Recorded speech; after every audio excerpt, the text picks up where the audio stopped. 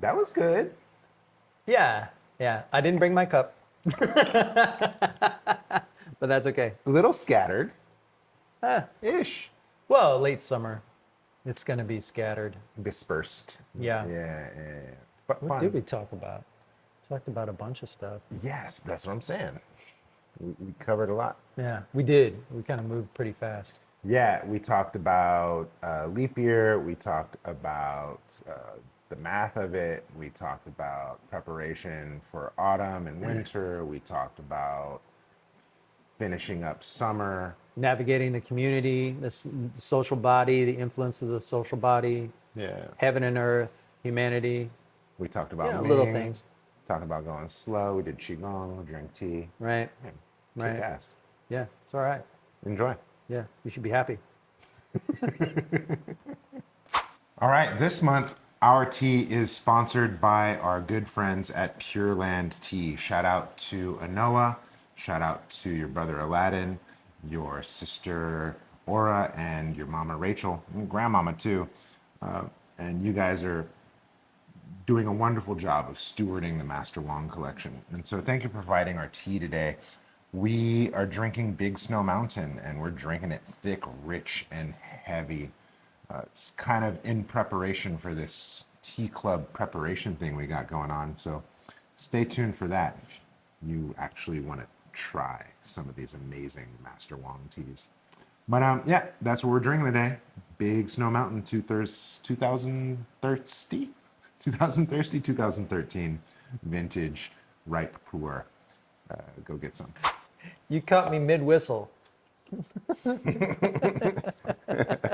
Better than the mid yodel that he was Yeah, doing. yeah. You don't want to hear my yodel.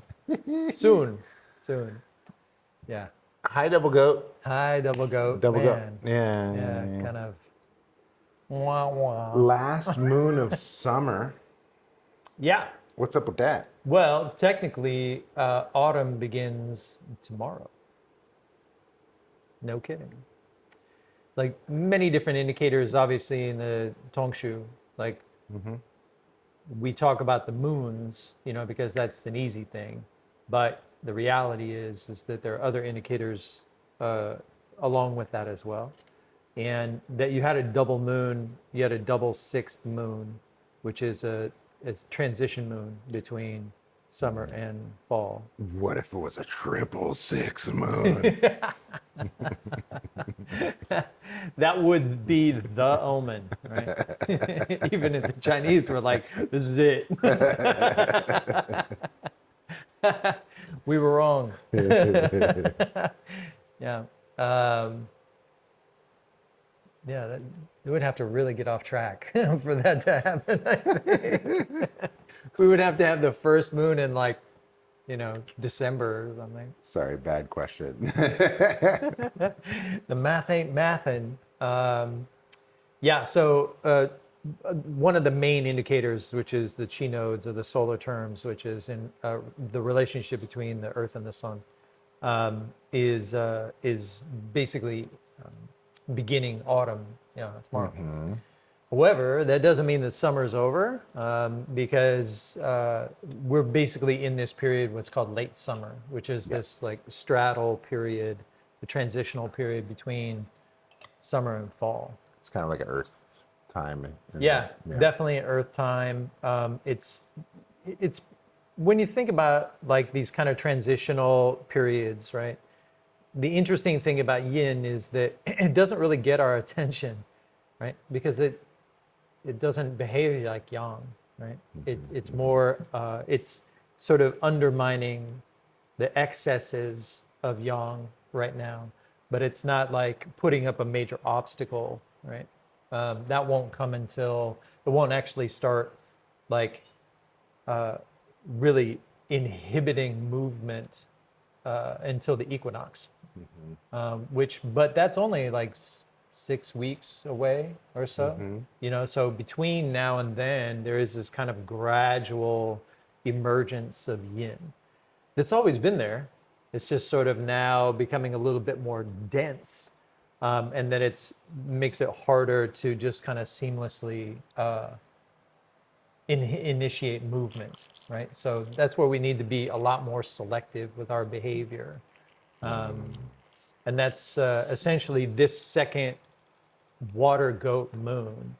It's telling much the same story as the first water goat moon, demonstration of our humanity, the fact that recognition that our collective behavior can actually influence heaven and earth as much as heaven and earth influence our collective behavior. Whoa, Yeah, equal partnership. for real? What humans do, Wow. only because that sounds like sorcery, only because, Well, it is from an animist tradition. Yeah. The Taoist and Confucian outlook has its roots in an animist tradition. well, because 人法地，地法天，天法道，道法自然, because humans follow the earth follows heaven, heaven follows nature, nature follows its damn self. Right. And then so, Or like the Tao, whatever, like Exactly. something you can't even come close to grokking. so that's curious to me that the free will choice of humanity has an impact on heaven and earth. Thank you for that. I'm gonna have to, It's a very important that's an important distinction to make right now. Because we talk about climate change in the West, like that we are putting out these gases, and if we didn't put out these gases we wouldn't have this climate shift. But the reality is it's aggression, it's heat. It's like we're pumping energy, we're treating the entire year like summer. And no wonder we're aggressive. No wonder we're losing our humanity. I often say that like what we're essentially doing is demonic terraforming. Like we're changing the ecosystem that actually is more favorable to the demonic rather than the human. And that we're doing it through our own behavior. What? But we're doing it through our own behavior. We're gradually losing our humanity through our own behavior, right? So it's important to understand in this cosmology is that you're not born human, you become human. Just saying, like humanity is a way of being, right? It's not like a cage you're born into. dude, that's twice your bro in my mind right now. So, Well, that's our assumption in this culture because we're descended from a theistic mindset. yeah. So humanity's a curse. It's like you're born into a skin bag. You Original don't really sin. like it much. You'd rather Yeah. be someplace else. And that's the assumption that a lot of us have about nature, about ourselves and our relationships to each other. There's probably something better around the corner. So we're not actually appreciating what we're doing, and who we're with, and love the one you're with, right? Like I always say, you can never get to where you want by condemning where you are, but that's constantly what we're doing. Bro, stop it right now with the wisdom porn. My goodness.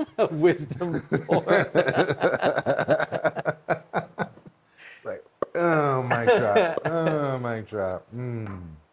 So, I mean, there are three major assumptions. I'm sorry, I'm a tea tourist. I have a cup. I forgot to bring it, but I have several, because it's important.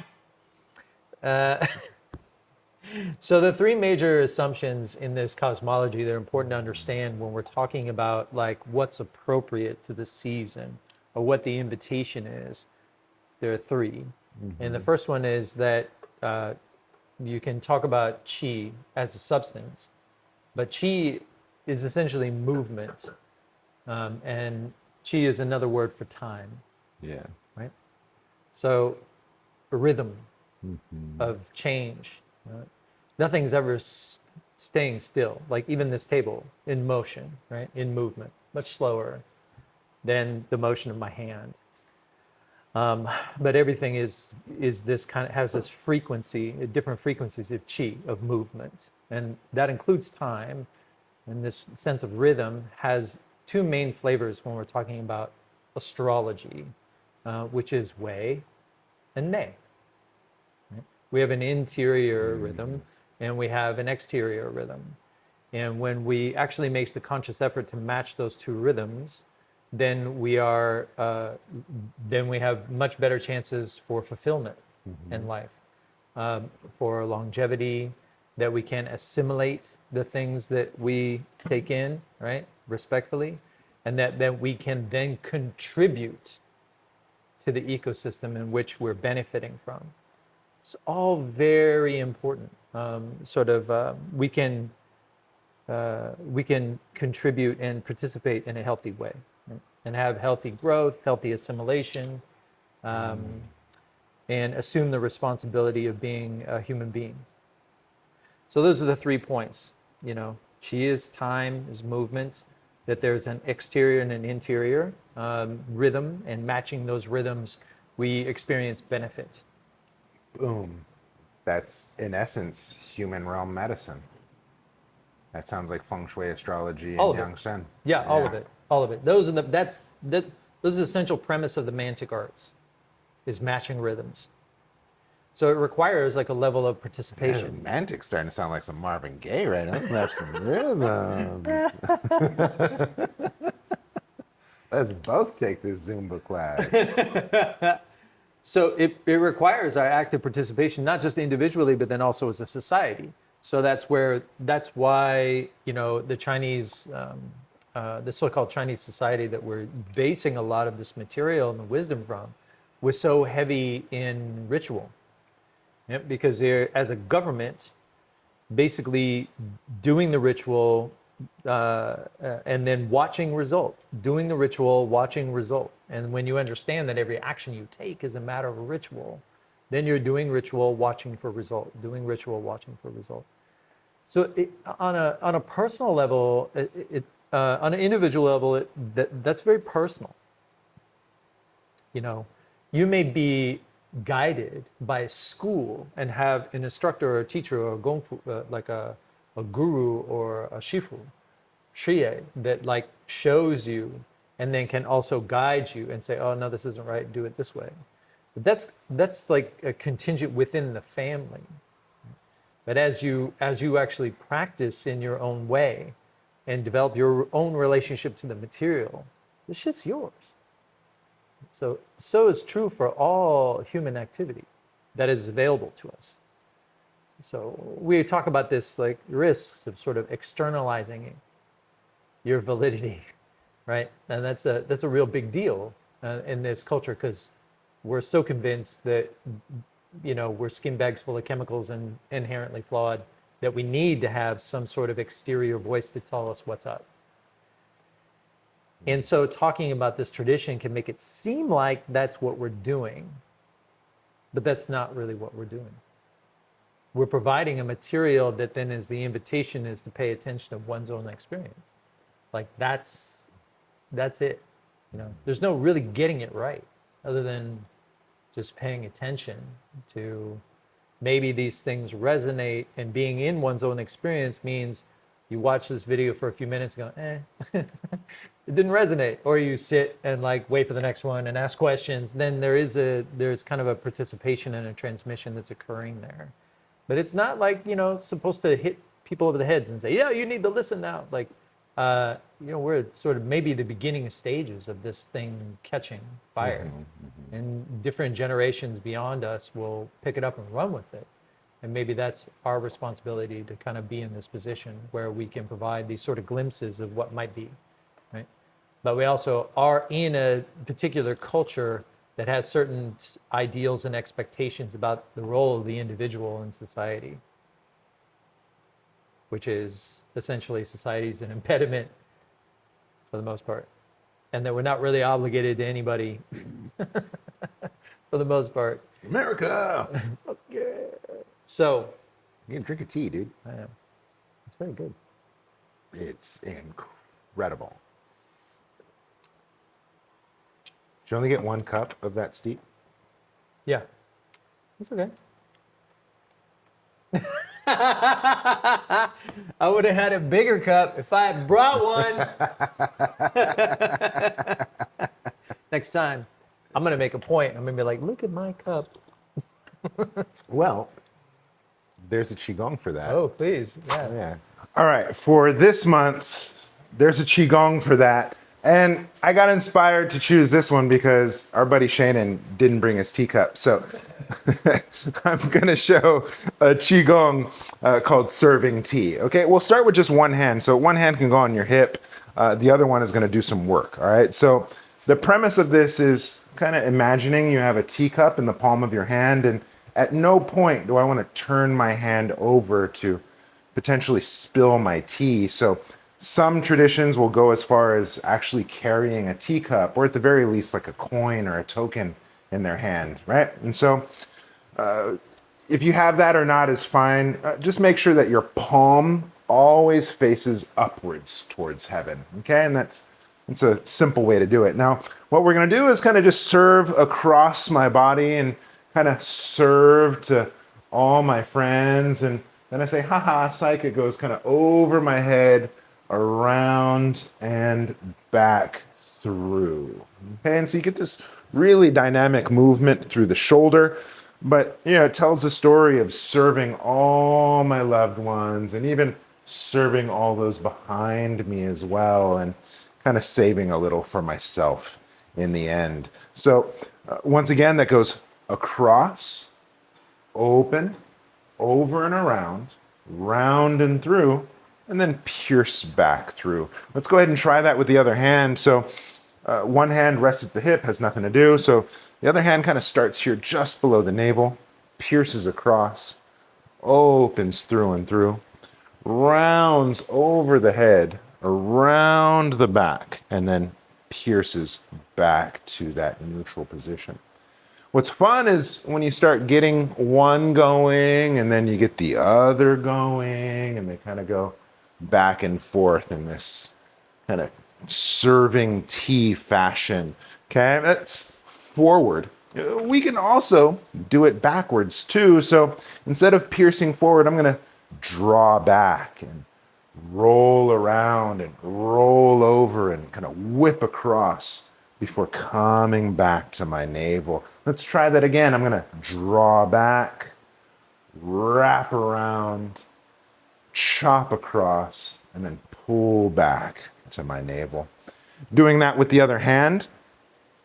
Pull back, wrap around, roll over, chop across, and pull back. And then you kind of get one going after the other, and that's quite fun too. Now, for those of you that have tight shoulders, for those of you who have limited ranges of motion, this movement can be done through the wrist and finger. This movement can be done through the wrist and elbow. This movement can be done by way of the shoulder, as we just demonstrated, or you can go as far as like getting your waist and your stance and footwork. And so whether you want to go macro or micro, serving tea is a really nice Qigong for this time of year. Enjoy. Yeah, so we're talking about where we are. So let's talk about where we are right It's now. like that big poster in the middle of Disneyland. You are here. You are here. Yeah, I mean, we're beginning the 13th chi node of the year, and we're about the halfway point of the year. So out of 24 chi nodes, we are, is that still good? Of the 24 chi nodes, we essentially finished the 12th. So we're halfway through the year. We're on the back nine, as it were, and essentially we're at the full moon or halfway point of the second sixth moon of the year, and we've just begun autumn. So there is this late autumn period. There's still this impression of earth in bringing a sense of dampness that will attempt to temper or tamp down all the heat that's been generated by ascending yang, to push yin into various different forms, right? And in the process, it tends to let off like a bunch of steam and soot. It's kind of like a campfire, where you could like throw water on a campfire. You're just getting like, and it just expels so much heat. And this kind of heat is somewhat desperate kind of heat. So there's a lot of congestion because, and this is what the period that we just been going through with the great heat period. But it still kind of continues in the first period of autumn. because late summer doesn't go away right away, right? It's not a light switch. Especially here in California. Right, because of our feng shui situation, we've had all the heat in the valleys is now kind of pushing back on the low pressure systems, right? And the ocean has been protecting us for quite some time. So there's always this dialogue on a feng shui level between the ocean and the bay in the valley, right? That holds all the heat. So Ming would talk about how in the evening time, the valley would exhale, onto the ocean, and then the ocean would bring in all this onshore flow and marine layer that in the old days would reach all the way out to the valley, right? But they don't get that anymore. Bro. Yeah. So like there are like significant changes that are happening that do affect the feng shui relationships, but you can still find it because the Berkeley Hills are higher. Like Berkeley Hills have been getting doused in fog up until just recently. And there's also a reservoir that's on the east side of the hills, on the other side of the hills. So that also, I think, contributes to that kind of feng shui situation that tends to protect that area.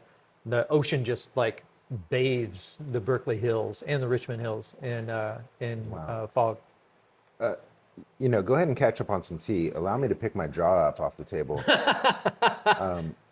When we were in Hawaii, I believe I told you I took my son out to the middle of the ocean and he was loving it, those 3-foot choppy waves.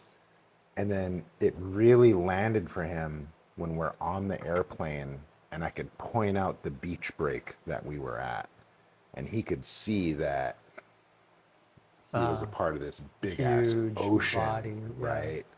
And that was kind of a big aha for him. And then you over here talking about how the chi of the landscape and the breath of the valley, and if we get to be so fortunate to stand in a sunrise or a sunset and kind of be with that and train with that. And then I started to think of how fortunate I was to be in Wudang on a mountain, to be in that, and kind of oblivious to those influences. There's so many contributions that come with our experience of the weather, right?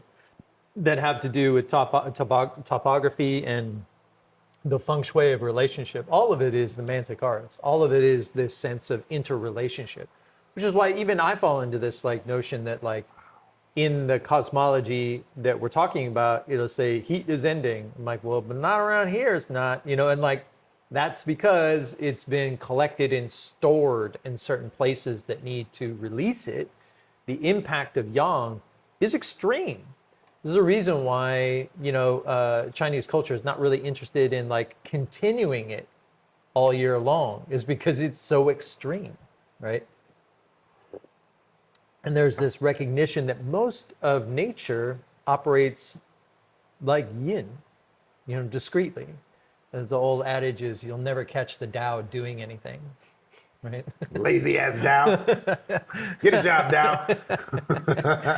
You here again? Come on. What's your contribution?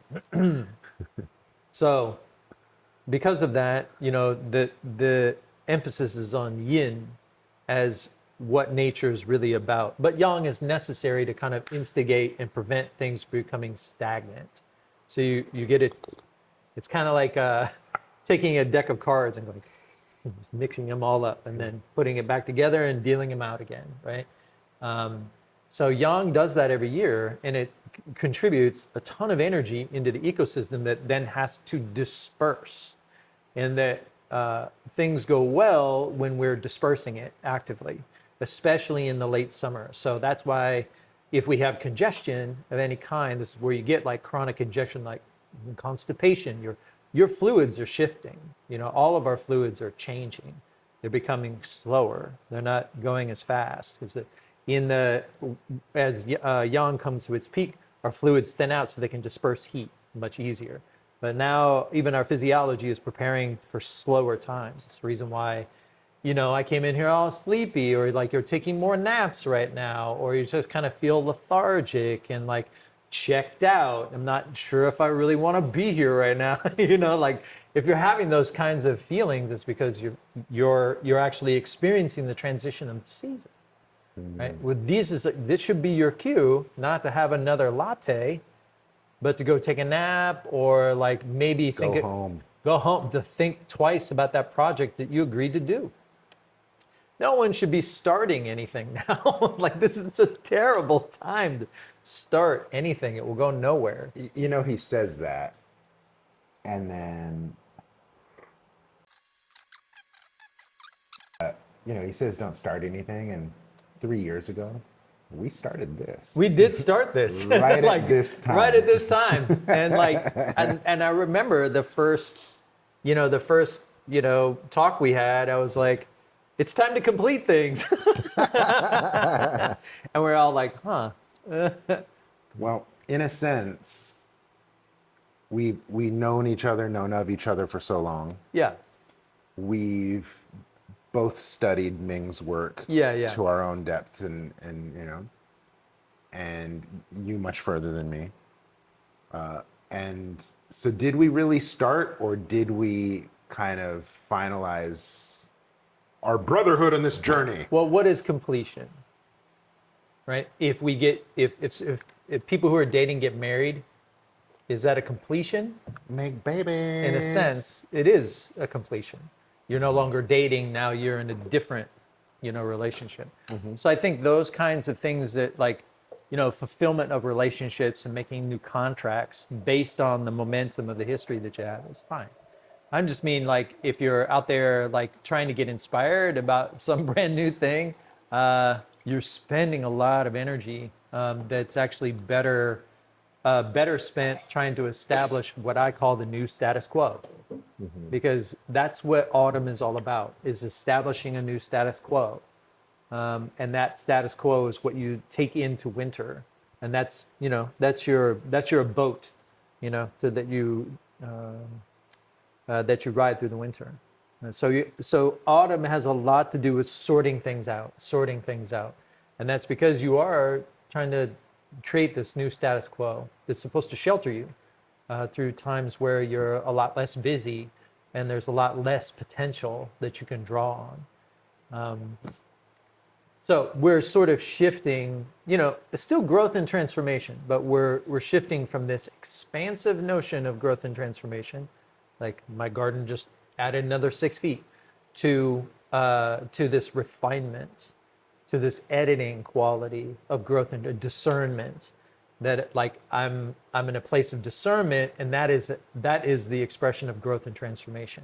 That I don't need these 4 other things, I just need these 2 things. Boom. And so that's really where we're going.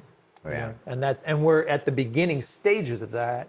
Now, I think that the riskiest thing that I could offer in this time is the biggest risk is essentially fanaticism. The great capacity for fanaticism between now and the beginning of the next moon, the 7th moon. So the 7th moon that's coming is the wood monkey moon. So yeah, it brings like a little bit of levity to the situation. But between now and then, we could take ourselves very, very seriously. Way too seriously. And so that level, and you might be completely in a good-hearted place about it. Like it could be taking yourself so seriously, meaning that like I overextended myself, like I'm trying to do so much for people. That's also fanaticism. This kind of like saviorism kind of complex where we're Jesus. So there is that available, as well as the kind of fanaticism that comes with like othering and violence and that kind of thing. It's all very, very serious. And so this is kind of where we are right now, is this potential for taking things way too seriously, that has to do with like not letting go of yang, like really trying to keep it burning. And this Yeah. is where you have this, our entire behavior for the last 4 or 5 months, we're sitting in it. So that's what's meant by affecting heaven and earth with our behavior. Like, so what's our conduct been like? Have we been generous, kind? Have we protected yin like a little daughter? Like, or have we been exploitive and taking advantage of other people, right? So aggressive, do we think badly about our neighbor? Like this, it's Punk ass neighbor. Hell yeah, I think bad about that it's punk. just that our social body right now is as vibrant as it's ever going to be. So that means that the effect that we have on each other is like very permeable, you know. And some people, we're all kind of in an anxious state, and we're all sort of feeding off each other and affecting one another. So there can be complication in that, especially in a snake year. So navigating all those complications effectively, we call diplomacy.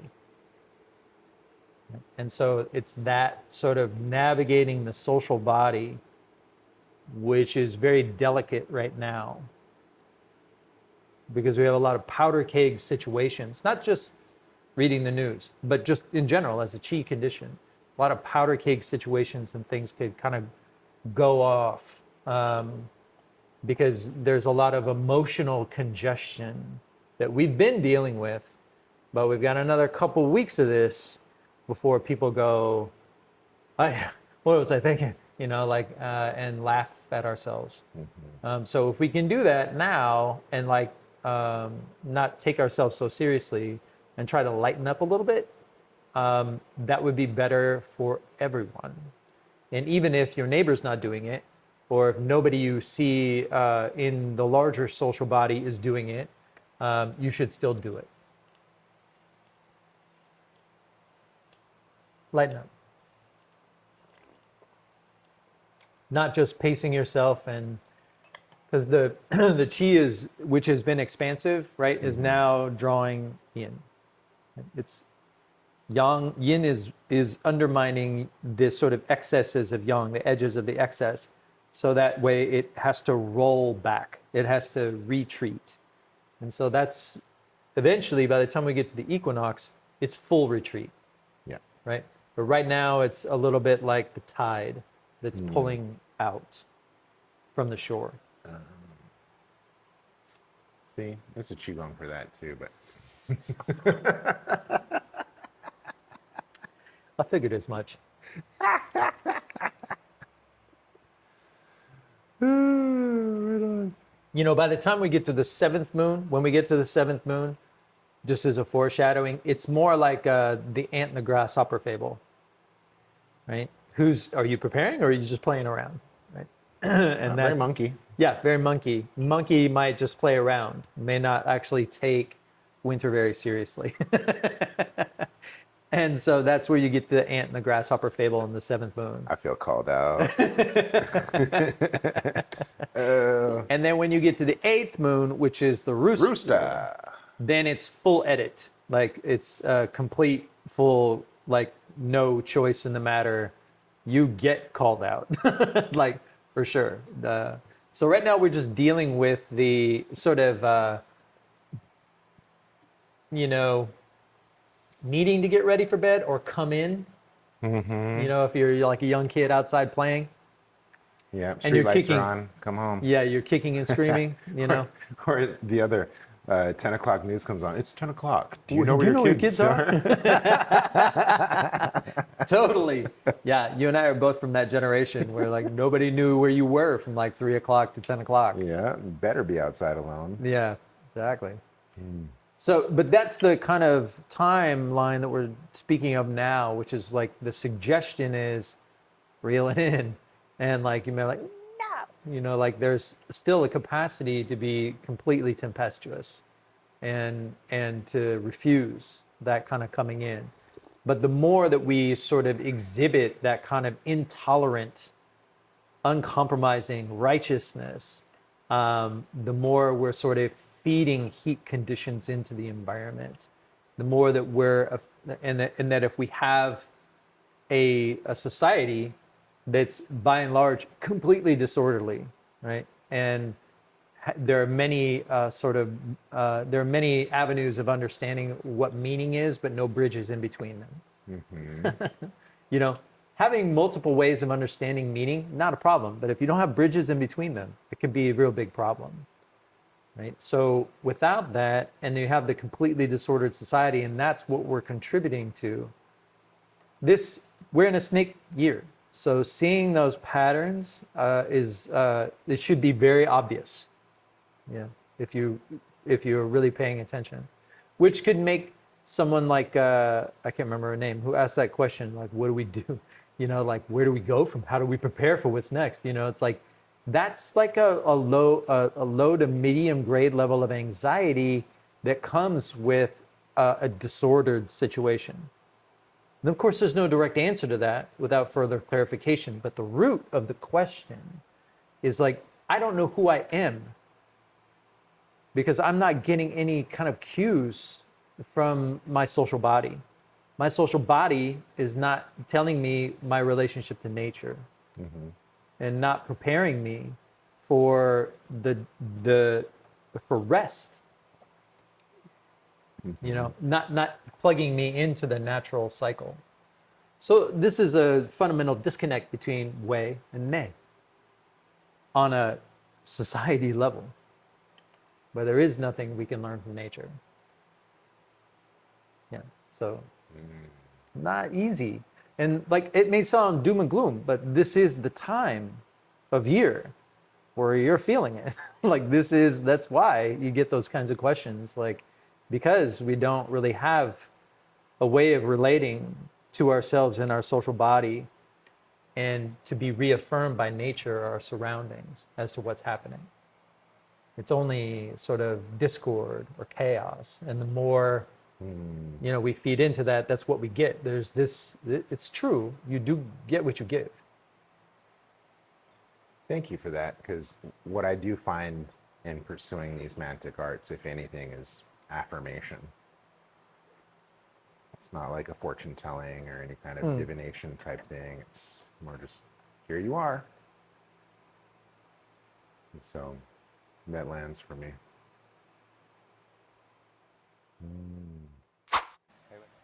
Hey everybody, so when we're talking about the trines, which are all the earthly branches, 12 earthly branches put in 4 different groups. And the focus we're going to use for talking about who benefits during this goat moon is the notion of diplomacy.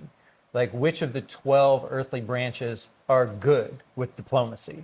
So the first one we'll start with, because diplomacy is really the restoration of harmony, the capacity to restore harmony, and because there'd be a constant need to sort of rebalance the situation potentially. So the ones who thrive are the domestics. Domestics, they're the ones that are most affected by sort of interpersonal or emotional dynamics.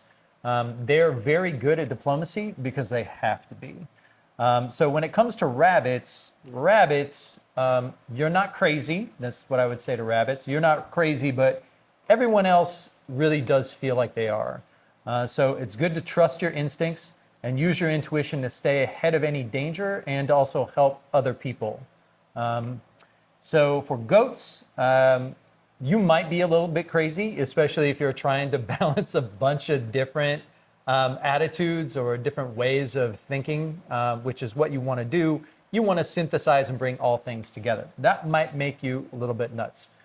So it's trying to treat every perspective as equally valid. So it's wise to start editing or being selective about where you give your time and attention. That would be the recommendation for goats. And for pigs, pigs in this moment are sort of attuned to all walks of life.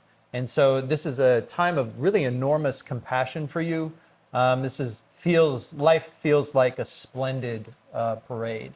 That being said, in the wood snake year, we did caution you against the idea of being too available, meaning that your honesty operates a little bit like a fire hose, and it might be kind of off-putting to some people in a snake year.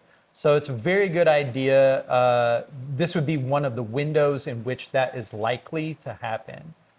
So demonstrate your generosity by being a good listener, and do little things for others without being asked.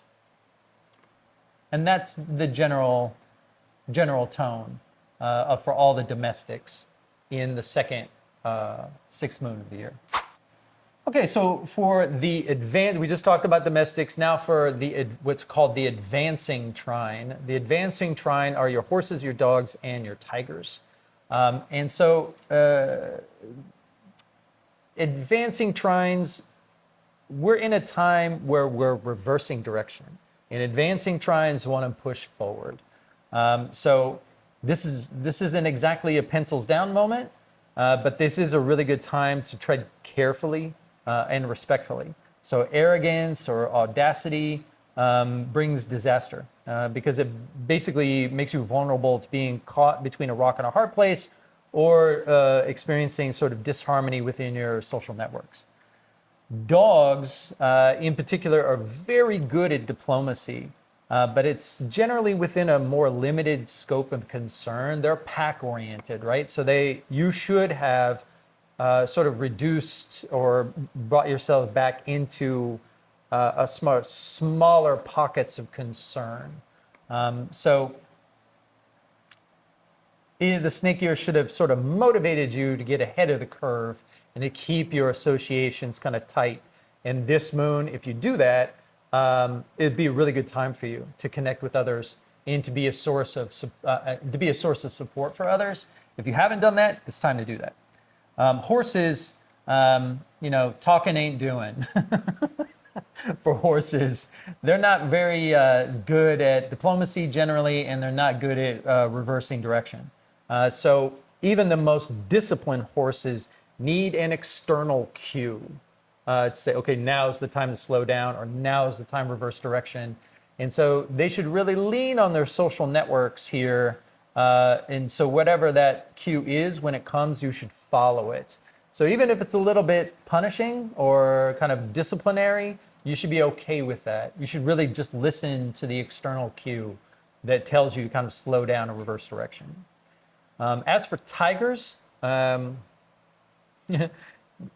can be very easily irritated with restrictions. They're not really socially prone to follow direction in that way.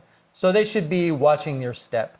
It's almost time to retreat. Monkey's right around the corner. So this can be a very perilous time because you could be more prone to sort of violent outbursts. So you should pair up with your tolerant friends and express your frustrations, get it off your chest, and then let it go. So when it comes to diplomacy in the second sixth moon of the year, the ones who are generally not the best are the fixed trine. The fixed trine being your roosters, your snakes, and your oxen. They're generally not the best at diplomacy. They generally want to decide who's right and who's wrong. They're not like leaving the door open for further dialogue. So generally speaking, as best you can, it's a good time for all of the fixed trines to sort of keep calm and carry on. So if you declare yourself as a voice of authority, tends to cause more problems for you because there would be this kind of revolution against it. You'll experience pushback for sure.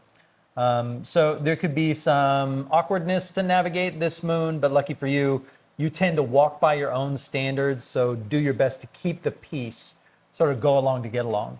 So the oxen are obviously the best at this. They're not really a negotiator, and I would advise oxen not to try to bother to understand what people are complaining about, but to just really kind of demonstrate and set the standard rather than attempt to advocate or articulate that standard. So just show, don't try to advise, right? Roosters, oxen should be neutral as possible. Roosters have no chance of being neutral. That's not really an option for them. And you're not very gifted at diplomacy. So for roosters, ideals are just another form of prejudice. And what I would say, roosters in this moon would be facts don't care about your feelings, right? So that's generally where roosters are coming from. And that doesn't really land right now. That would be considered as insensitive. So their loss. That's what I would say to roosters. Sort of keep your approach simple and your advice pith. If people want to know what you really think, let them ask for it. Otherwise, they may not be ready. You should realize that. Snake, There is no right and no wrong for a snake. They're sort of fixed in a relativism. So competing prejudices for snakes become kind of annoying to be involved with for very long. So for the most part, the superficiality of it is not a great place for you, but it can be a fun place to hide because you're very good at reflecting back to others what they present to you. That's kind of your superpower. So have fun being invisible. So the last trine that we're talking about here is the resourceful trine, what's called the resourceful trine, and that's your rat, your monkey, and your dragon. And here we're talking about what are their capacities for being diplomatic in the second, sixth moon of the year, the water goat moon. So right now, the resourceful are the branches that are most fully engaged. They're fantastic advisors. These branches are highly adaptable and can operate and perceive in many directions at once. So they are they're very engaged right now, but they're also advised to start to begin discernment and start tying things off, maybe one by one, right? So of the rat of the three is the most vulnerable to overwhelm, right? If they have a lot more things to manage, they have a difficulty, right? So they're also the most dependent on support from the social body. So that's where they really need to invest. Rats should reinvest in their social body, kind of like a domestic. It's good to start being selective with your time and attention. You really like playing the cost-benefit game, and that's your favorite pastime. So this is a really good time to start doing that in preparation for the autumn, where you will absolutely thrive. The monkey's favorite game is to prolong a pregnant situation to see what happens. So this might be a risky form of diplomacy right now. So right now that might be a little bit like pouring gasoline on a bonfire emotionally. So odds are, what I would say to monkeys is that expect that people are going to take themselves a little too seriously and don't need to really poke holes in it. You'll recover your sense of humor next moon, and then everybody else will follow along with that, and you'll be the star of the show again. So for now, kind of back off a little. Dragons, so it is favorable time for dragons to demonstrate leadership, their particular brand of leadership, and to make an impact. They can make a big impact during these water goat moons. But because you have the broadest view, you are the preeminent source and for guidance in this moment. At the same time, like a snake, you're also a little bit irritated with the superficiality of a goat. So after you're done being generous, don't hesitate to withdraw and rest. I like this tea. Another winner. Shout out Anoa. Pure It's Land just Tea. the blessings are just amazing. Like Boom. again, appreciating the social body that brings us this tea.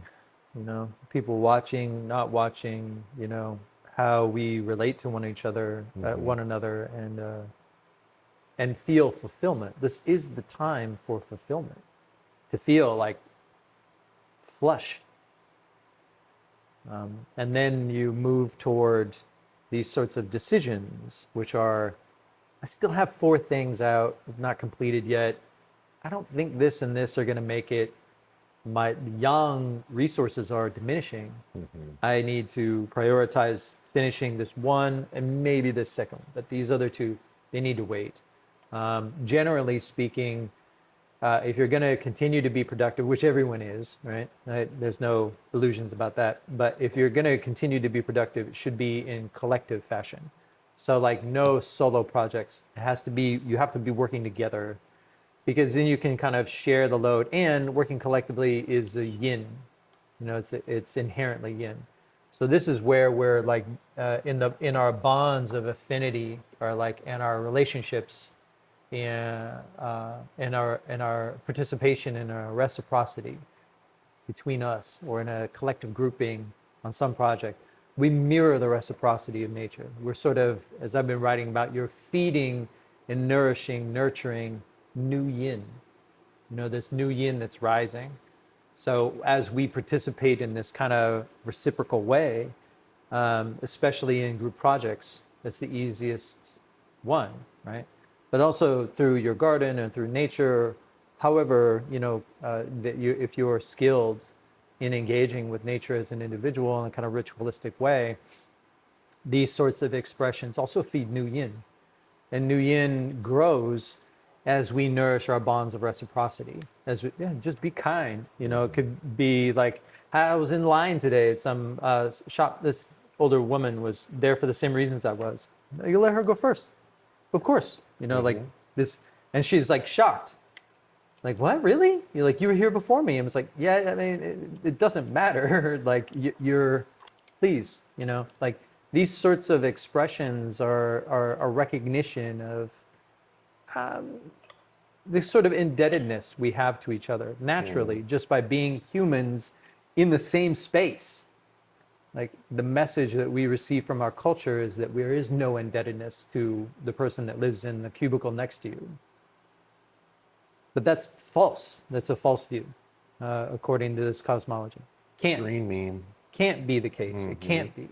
Like, because this view would be to say that, like, all of you are on this block, by a measure of, like, gravity, right? Or in this community by a measure of gravity, or like somebody introducing you here. Everybody came by different roads, but you're in the same room.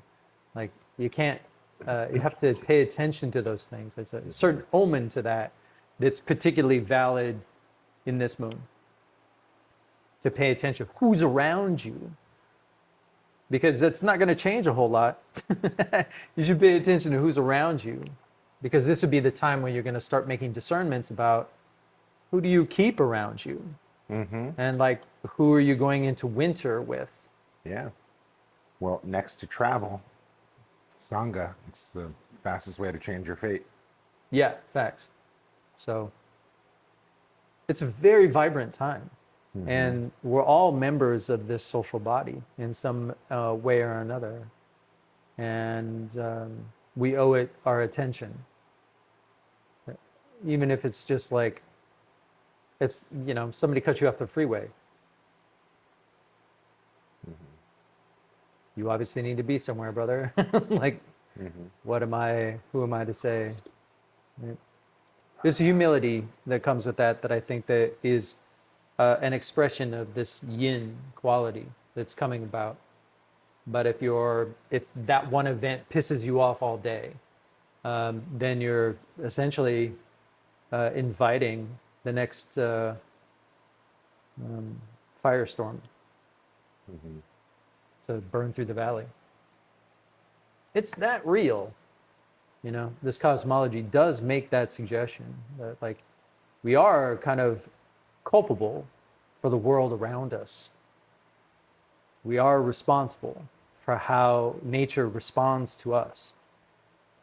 It's not a, woke climatology. This is just real science. Not just Chinese. It's been around a lot longer than an automobile. Right? For sure. Well, speaking of automobiles, those go fast. What's our flavor of slow? Oh yeah, what's our flavor as well? I mean, I think most people could figure it out. At the very least, your foot should not be on the gas. Just take your foot off the gas. Yeah. If you're in this compulsive, if you're incredibly stressed out, you should. That's the first thing you should do, is just take your foot off the gas. You don't even have to tap the brake, although I might recommend it. Foot off the gas for sure. Tap the brake, and then reassess, and then maybe tap the brake again. When you're not really, take our right foot away from the gas pedal, and just go with the momentum you have, and don't be afraid to kind of tap the brake. Yeah. Yeah, and if you have a second wind, use it to go home. You still got to settle in. Well, there's two things. There's two cultural expressions we have in this society that I find very interesting. One is give 110%. You know, leave it all on the table. You know, like, and that's ridiculous. Like you need, for instance, like you need energy to die. You actually need energy to pass from this life. So Yep. if you leave it all on the table, you're not going to be born as a human again. Like you basically are accepting a ghost existence. You cannot actually have the energy to die. Dude, this episode, dude, Shannon is just like, The second one that I like, I've been thinking about this poem by Dylan Thomas. Do not go gentle into the good night. Right? Rage, rage against the dying you're of the light. reciting poetry now? Oh my Do you not know this gosh. poem? It was in Interstellar, man. Come on. It's not a literary class. But it antipifies the Western mindset quite a lot. Like, you know, don't ever give up. You know, Well, even Confucius, like fast or slow, just don't stop. then he's referring to practice. You know, then he's referring to kind of the level of perseverance. Is what that's referring to. The perseverance of life. You know, that if you're going to cultivate oneself, do it. Don't take a break from it or a vacation. Because what you'll find is there is no such thing as a vacation when you really actually set your mind to cultivation. And the Buddhists talk about this too. Like, once you hear the Dharma, what else you got? You know, like, let's do this. This isn't like something you do Monday, Wednesday, Friday, right? I think that's what Confucius is getting at, is like, this is not a weekend hobby. But the Dylan Thomas quote is essentially like a level of like, well, this cosmology would call it like hysteria. Because there's sort of resistance to rage against the dying of a light, right? It's neurotic. You're preferring one thing or the other. Whereas in the darkness in this particular cosmology is nothing to fear. It's just going home. You know, it's not. There is no death. So, I mean, when you zoom out, there's no death and no birth. It's just a cycle of resolving. A series of resolving cycles. So initiation and resolution, initiation and resolution. Again, this is a closed system. Like, we don't get out. There is no escape. So what you don't finish this lifetime will be finished later. Like, so there's no potential here for judgment beyond your own of yourself. And this is the time to take the pressure off of that judgment that you might be harboring for how productive you were this year. You go ahead and let that go. Like, I've had to do this in my own experience. Like, wait, no, like, I don't have to punish myself if I didn't actually meet the expectations that I set for myself. There's no precondition. There's no basis where that is seen as something immutable. It's only you, right? Or your society. So now is the time to like edit. You can put space between yourself and that judgment. Okay. Right? So that's what I mean by like not taking yourself so seriously. Ease up. Lighten up. Yeah, lighten up. Like take the pressure off. Work together. Like, if you're overloaded, ask for help. That'd be a good idea, right? So, because group projects can go on, you know, but this kind of like, I will succeed no matter what, rage against the dying of the light, is like also recipe for a ghost. Like, you're wandering around like looking for the light, Wow. you know, because you're so convinced that your will would keep you going. Shout out ghosts. Just Shout saying. out daywalkers. Yeah. Speaking of daywalker, what would Ming do? So on my suggestion on that, I'd love to hear what you have to say, Uh-huh. is an emphasis on collective conduct. And so I think by now, if Ming was still with us, I think by now he would want to teach a lot less. I think by now he would want us to be teaching.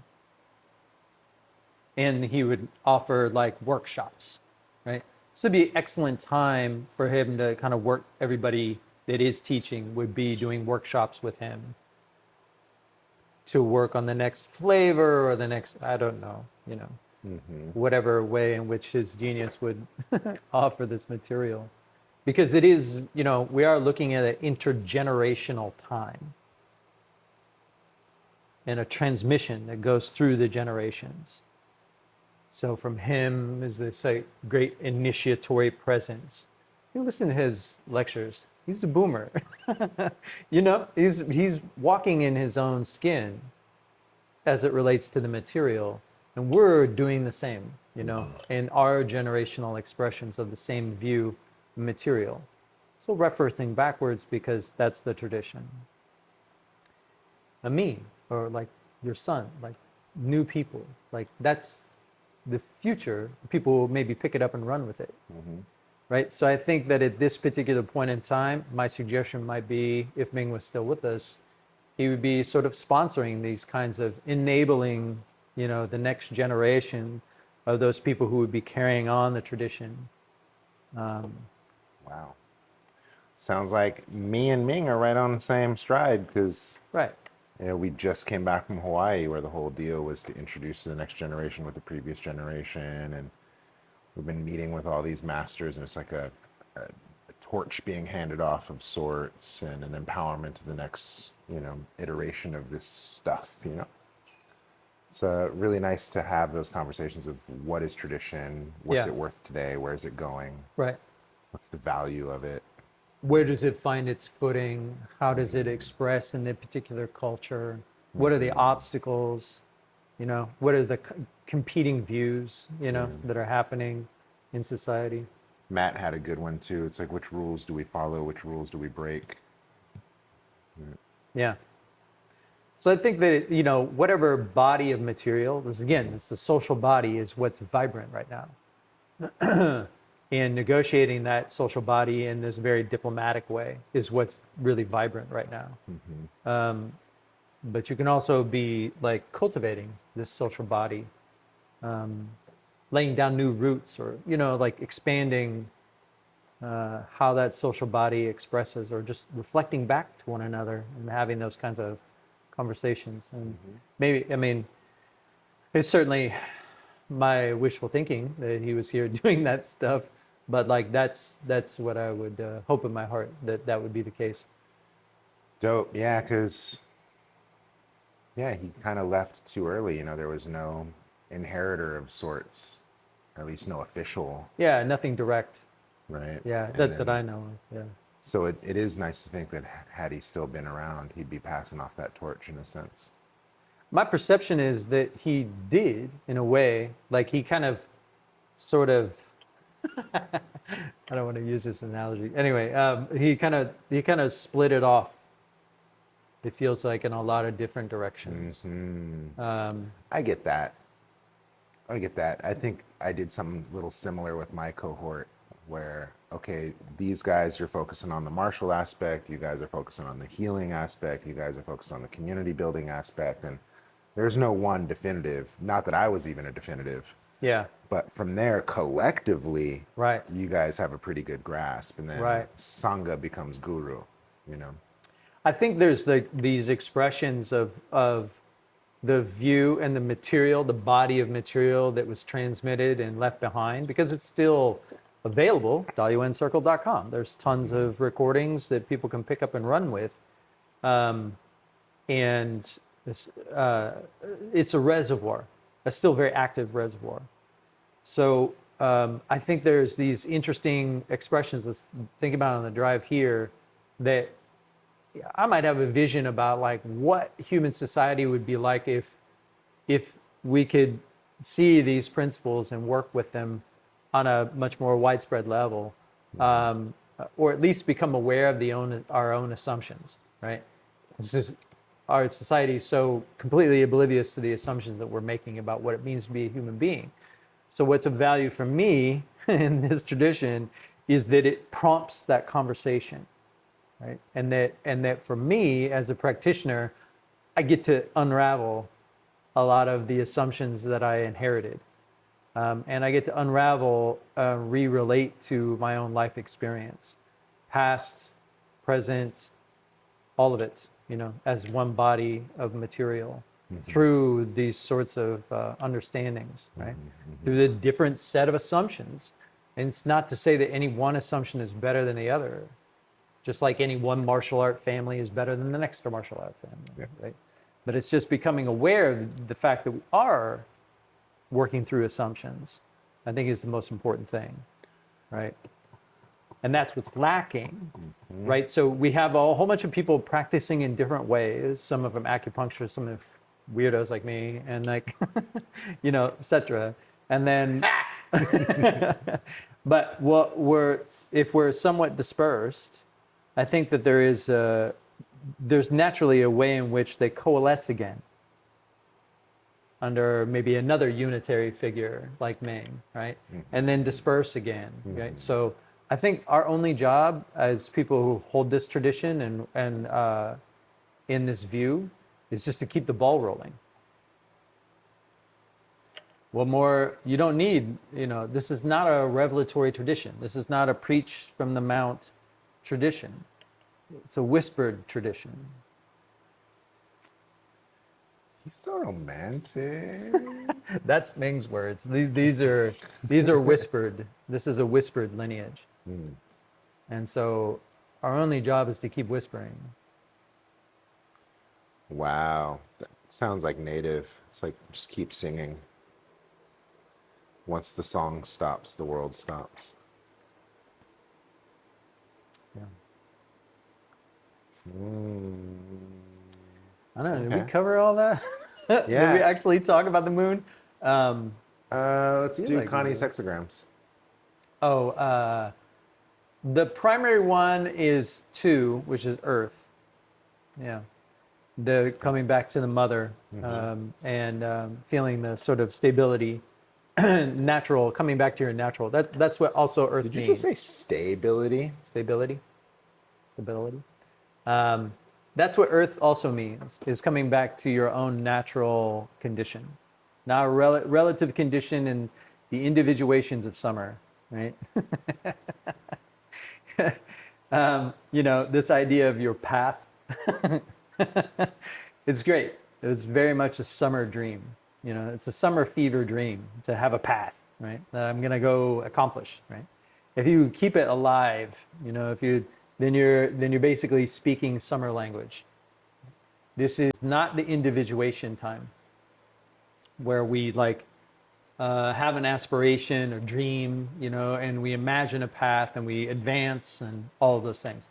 Now, as the chi is reversing, we have to, you got to give up the dream, or at least find out where that dream overlaps and have a shared dream, right? And then you sort of compile your dreams together, and they're mutually supportive of each other.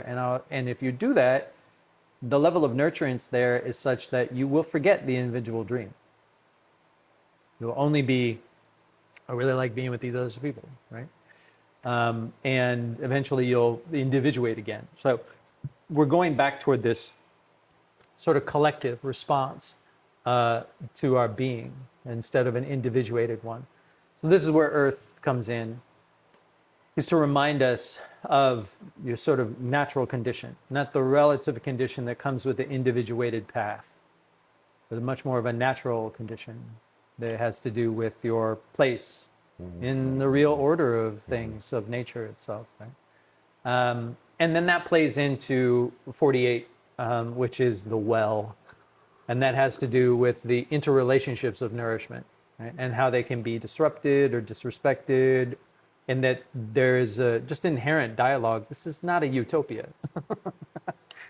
That's what 48 teaches you. There's no utopia. There's no place of perfection. You're coming back to this sort of inherent condition of our interrelatedness, and that it's something you can't avoid.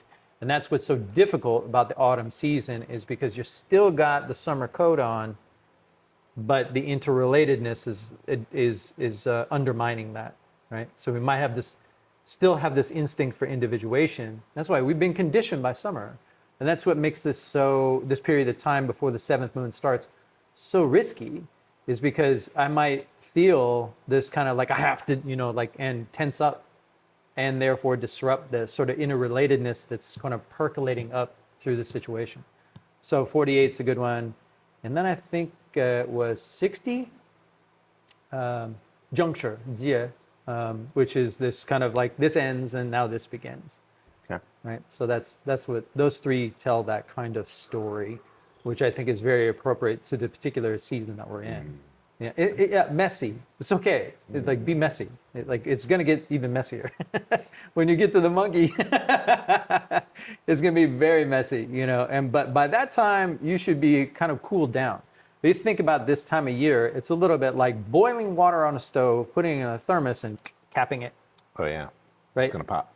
Even though there's no more heat being applied, still plenty hot.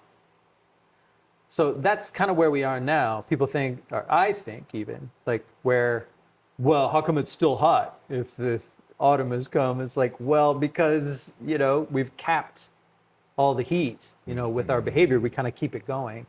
And so you still have to negotiate this dispersion of heat. And that's what the weeks that lead up to the equinox are all about. All of August is this negotiation of dispersing, please retire, please, trying to get yang to just stop so that yin can actually come in. But, it takes a while to get the old yang to recognize that there's no need to fight, that it's okay to play. And that would really be the invitation in the seventh moon. Play. Just relax. This is all a dream. You don't have to get too worked up about it. It didn't work out this year? Try next year. It's okay. This would be the monkey.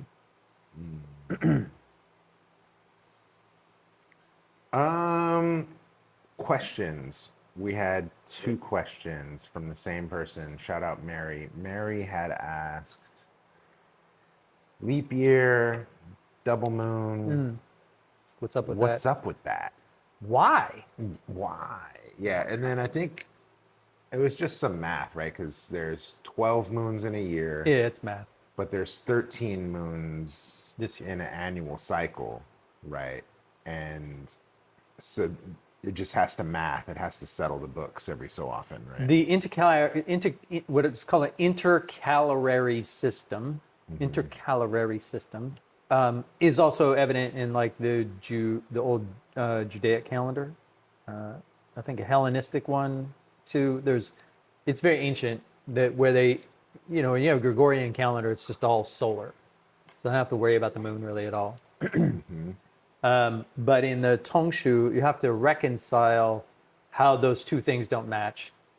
And there's many different ways of doing that. In this particular one, it's just, every 2-3 years. The last one we had was in Rabbit, right? So that was 3 years ago. Next one is going to be monkey, right? We'll have a double horse. Oh, really? A double horse and monkey? Whoa. Yeah, okay.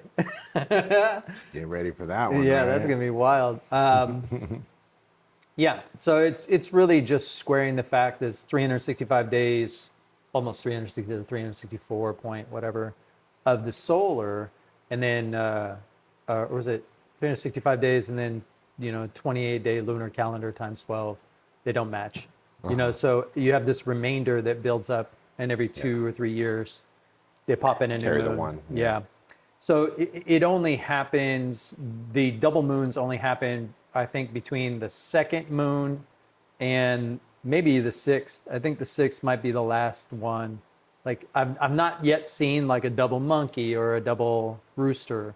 I think it's mostly the Spring, summer. Spring, summer is when they apply this sort of extension. Yeah, and that makes sense to what I researched too. It's like if there's so many moons that happen before summer solstice, boom, we're good. But Yeah. if we're a short one, Then we have to put Yeah. one in. Yeah, exactly. And like you'll get like, for instance, the Tibetan calendar didn't have a double moon, right? And but that's also political, right? They don't want to follow the Chinese calendar, yeah, and but this is a pattern all throughout Asia, right? Like they distinguish themselves by not being Chinese, you know, because the Chinese have dominated so much culturally. But yeah, it's no grand mystery. It's just math. okay. Yeah. All right, and I guess we kind of talked about her second question, which was how to prepare. Yeah, I mean, you'd have to. I think all of at least I've been telling clients, and that was the basis of the lecture that I gave on the wood snake, is a transparency year. So if you're having questions on how to prepare, yeah, you have to get clear about like preparing for what, etc. But then also, I feel like that kind of question is right in alignment with the invitation of the wood snake year, is to pay attention to patterns. Like it's all in the pattern. Like everything that you need to know is through following patterns. Now, in this particular, the culture that we're in, that's, you know, typically referred to as like, what is the word? Conspiracy. Tinfoil top knot? Yeah, it's a conspiracy. A lot of conspiracy, which, by the way, I think was that term conspiracy theory was invented in 1960. To discredit the critical thinkers. Was it 60? It might have been 60. It was the rabbit year. It was 62. Wow. Or 63. 63. Is that after JFK's assassination, right? That's where it's like, oh, there's a conspiracy theory. Yeah, and it's a response to this water rabbit paranoia and feeling of like deep interconnection, and something's being hidden, right? So it's very interesting when you think about that term, like when that term actually originated and what the sort of ethos of that chi character is. Like water rabbits has this kind of paranoia attached to it. And yeah, so I think getting clear. I have a direct answer to the question. There we go. Autumn's coming up, and autumn is about clarity. Yeah. So I would say if you're not feeling particularly clear right now, it's totally fine. You're in late summer, water goat, you know, but sort of blinded by emotion and sentiment. Very easy for that. A kind of feeling of hopelessness. And in which case, if you're feeling hopeless, I say good. Like, because hope doesn't really do much for you anyway, right? Yeah. Fuck your hope. In this cosmology, that's not very helpful. It's it's kind of ideology that should be questioned. You know. That being said, you know, so we have this autumn period coming with this kind of playfulness quality, but also this sort of investigative quality, and decision, you know, cutting with clarity that would be coming with the rooster. So Yeah. it's a very good time to The metal. prepare or make decisions or get clarity about what your actual situation is, right? Rather than sort of getting caught up in this dialogue about like the hopelessness or the loss of an ideology, and because the ideology was going to be lost anyway, because that's what happens. All right. Cheers. We've done hexagrams, we've done questions, we've done slow, we've done Ming. Now it's just good luck, bad luck, who knows? Yeah. The and- branches. And then our intro, outro. Hell of a show. Whoop, whoop.